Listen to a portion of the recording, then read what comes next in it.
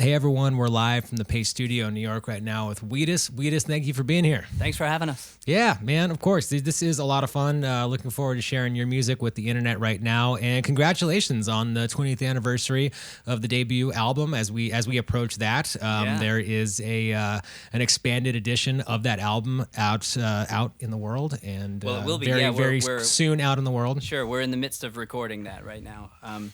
It's 20 songs. It's like the first 10 from back in 2000, and then it's like 10 others that through the years kind of constituted an alternate universe album one that we just never did anything with. So, yeah.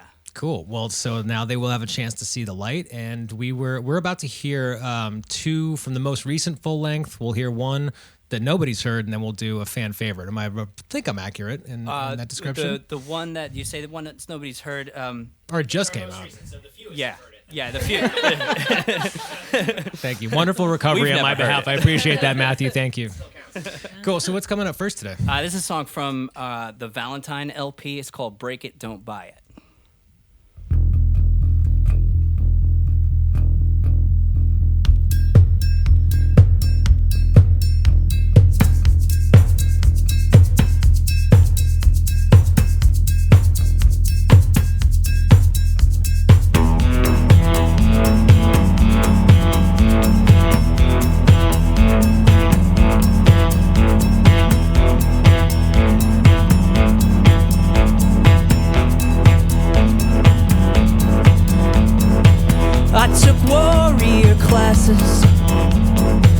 Where I learned to kick asses, but I never even saw you coming.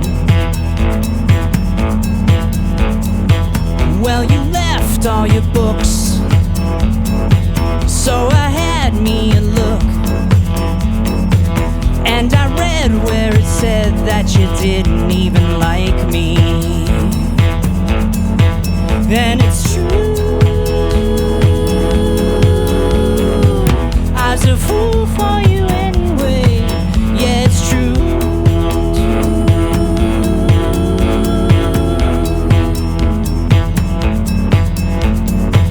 You're a ninja assassin, sent to kill by your captain, on a homicidal mission, dressed to cut me down, down, down.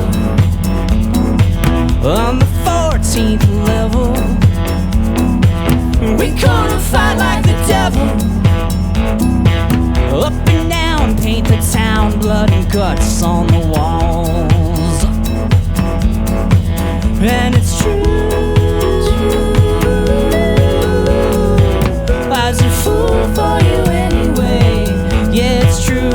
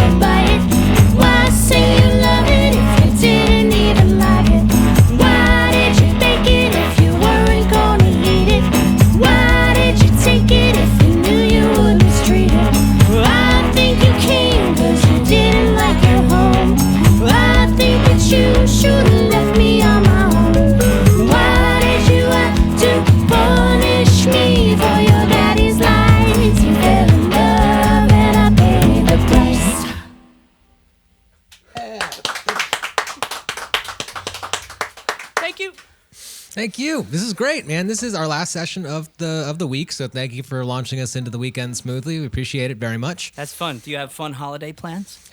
Yeah, dude. Those guitars on the wall. The D'Angelico Guitar Company is having a party now, so I'm gonna go there and play some guitars and drink some booze. Yeah. Yeah. I love that you had an answer to that question. That was so like. Yes. Look at the wall. I've been focused on that party for the last couple of days, so I knew I was going to go do that. Yeah, man. So I feel very much in the mood to go do that. Thank you for putting me in that mood. Can we talk more about the expanded edition of the record and what you started to go into it a little bit, but what specifically about the additional songs that hadn't seen the light of day previously made them make sense to release it this way, as opposed to them being their own record or making their way onto different records? What is it about those songs? I guess I started writing songs for myself to sing in a band when I was in college in like 94 or 93, 94. And through the 90s, I was in some other projects. One in particular that kind of soured me on, there was a lot of money that changed hands and I saw none of it, kind of one of those like rookie record deals from the 20th century. and I, as a result, in culling songs and just in general tone, the first record is rather sort of snarky and angry. And the other sort of version of that was a bit more shoegazy, droney, kind of like depression record that had also accessible melodies, sing-along stuff. And you always kind of like thought that there was another timeline where that was our first record that didn't have Teenage Dirtbag on it and was like this sort of like New York like power pop or rock record kind of thing. So this is the opportunity to drag that whole like basket of ideas out and see what they were, because we didn't develop off of them. We developed off of something else. So it's like, let's try be this for the other disc of the record. Yeah. That's cool, man. Well, I'm glad that you had that opportunity to bring these songs out into the light. I mean, that's a fairly rare thing. I mean, it seems like for the vast majority of people who write a collection of songs like that just didn't make it the first time around, that's probably where they stay. So that's awesome that you've got a chance to shine a light on this batch this time around. Yeah. I guess when you're trying to find your voice, you have like, okay, am I going to put this foot forward or this foot forward? And eventually you have to make a decision and just let the world judge it kind of thing. But there's always another foot that you could have dropped, kind of thing. Yeah. So it's that. And we're pretty lucky for being alive from 20 years ago. Just still able to function and people care to like have us play Dirtbag for them or whatever, Yeah. It's an interesting... We're still pinching ourselves kind of thing, Well, dude, we're stoked to have you here right now and to share your music with the internet. We're happy you're playing for us today, and there's a lot more happening. You're going to do, we're only a quarter of the way through right now. Can you tell us what you're going to do next today? That's right. This is Valentine? Yeah, this is title track from the Valentine LP. It's the last full-length record we put out in 2013. It's in drop D.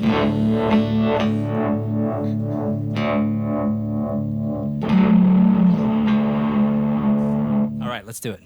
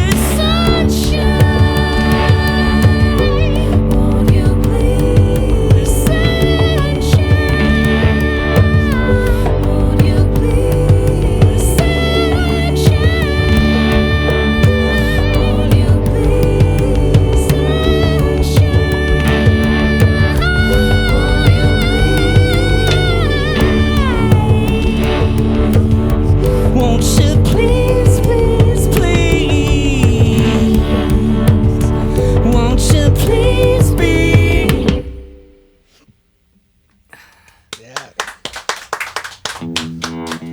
Thanks. Yeah. This is awesome, man. Thank you guys for coming and doing it. It sounds really kind of hobbit hole in here, which is nice. Like, well, dude, so the internet can see what's above you right now. They can see some of those panels. I would imagine that the panels that Bob floated above you have quite a bit to do with the hobbit hole nature of this. The internet can't see those coffee bags over there, but right. It's really nice. I like how sort of like I don't know, even if this room was cold, it would feel like it was warm. Like something like that, yeah. Yeah, well, dude, and I mean, I lit it this way. There's some warm lighting happening here. Oh, so it's you? Yeah, well, yeah, and Bob. It's me and Bob both.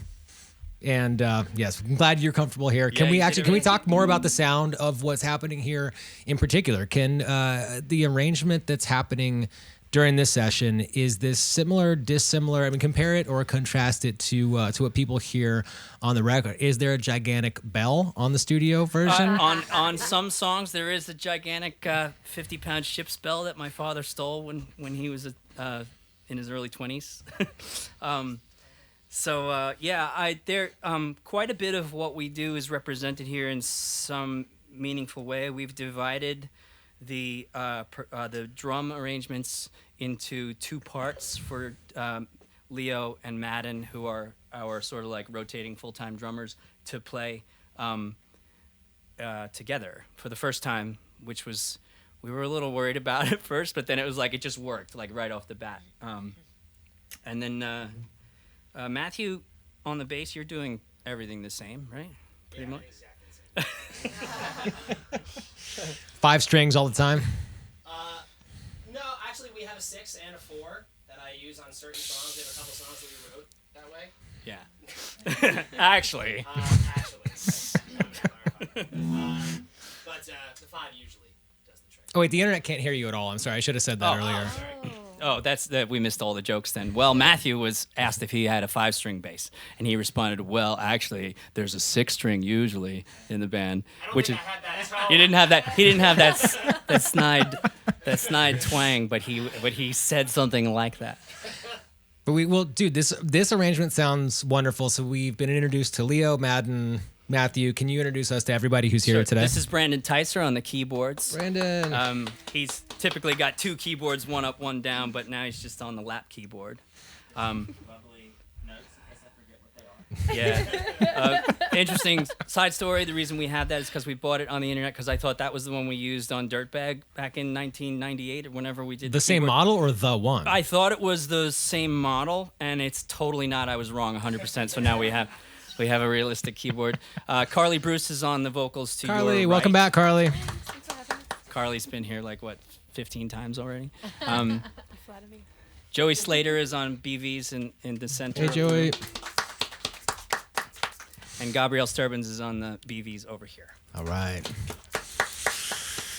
Well, cool. This is exactly how I want to be spending my Friday afternoon, and we're only halfway through. There's still 2 more songs happening. Can you tell us what's going to be third today? Sure. So this is sort of our most challenging piece. It took me about 2 years to write and about as long to learn how to sing and play at the same time. It's a song called Lullaby. And the idea here, if I could get some water for a second, we wanted to have a song that was presented with all of the sort of modern metal, drone metal, doom metal kind of sounds, but that was effectively a Somewhere Over the Rainbow-ish 1930s, 1940s jazz standard. Back then, jazz standards were pop, but they were really complicated. They're still really complicated.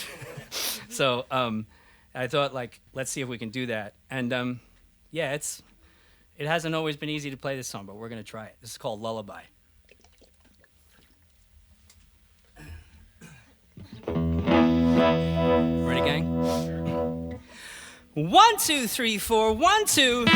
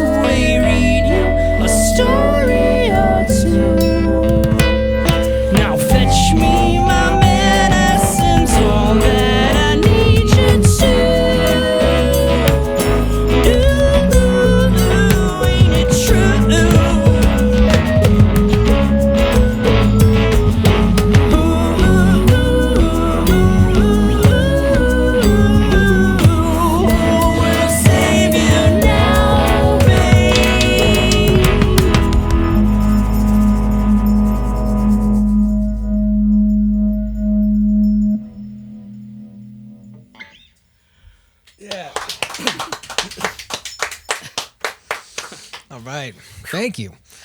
Man, so there's one more coming up, and it's been, dude, this song has resonated. We talked a little bit about it offline, and you're already aware of some of it, but I can't think of a single song that's been covered at the studio more than one time. We've hosted plenty of covers, but this song has been covered 2 times in very recent memory, and then Rustin Kelly came in, who covered the song twice on his album. He didn't actually play it in this very room, but it seems to be so much in our consciousnesses, our collective consciousness recently. I don't know why that is. I would imagine you probably think about it pretty regularly. Like, what do you believe it is about this particular song that keeps it resonating and seemingly increasingly resonating recently, like within the last year? My dad said that everyone in some degree has to go through being completely alone, you know? And obviously for some people that's lasts longer and goes deeper than for others. But he said that's why it touches subsequent generations, is because that's a commonality without culture being involved.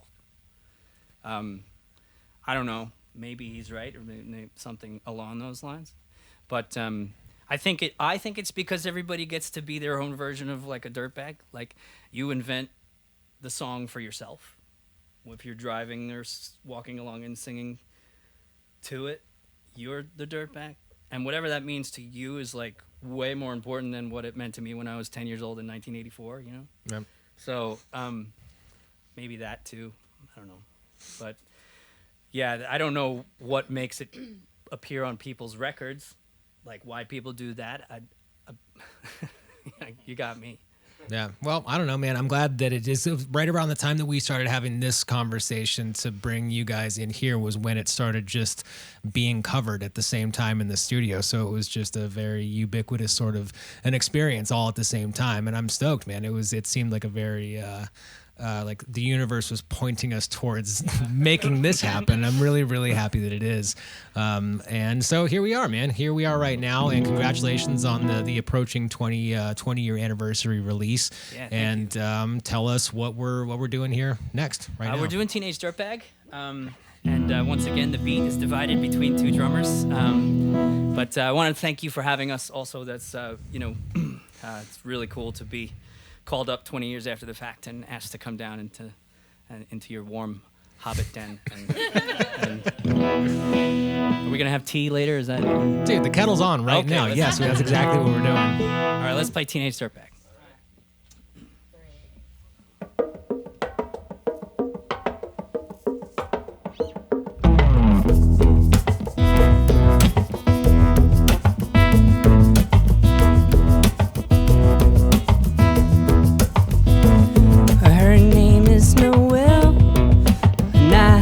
Dream about her, she rings my bell. I got gym class in half an hour. Oh, how she rocks in Keds and tube socks. But she doesn't know who I am, and she doesn't give a damn about me. 'Cause I'm just a teenage dirtbag, baby. Yeah, I'm just a teenage dirtbag, baby.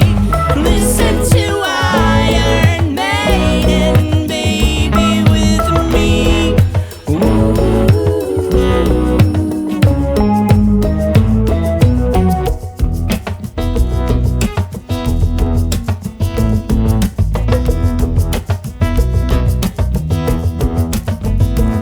Her boyfriend's a dick, and he brings a gun to school, and he'd simply kick my ass if he knew the truth. He lives on my block, and he drives an IROC, but he doesn't know who I am, and he doesn't give a damn about me.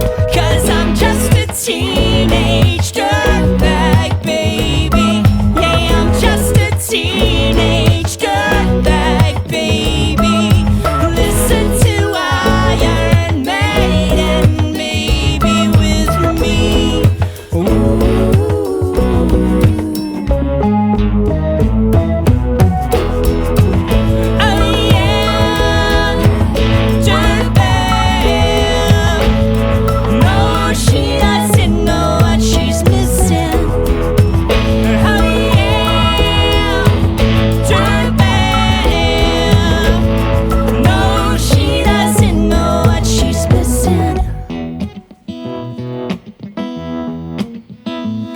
Man, I feel like mold.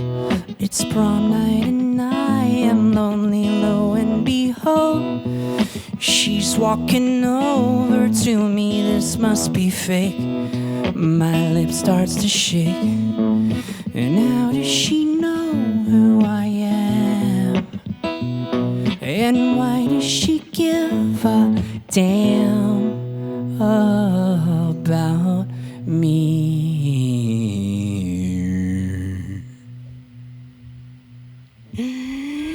She said I got tickets to Iron Maiden, baby. Come with me Friday, don't say maybe. I'm just a teenage dirtbag, baby, like you.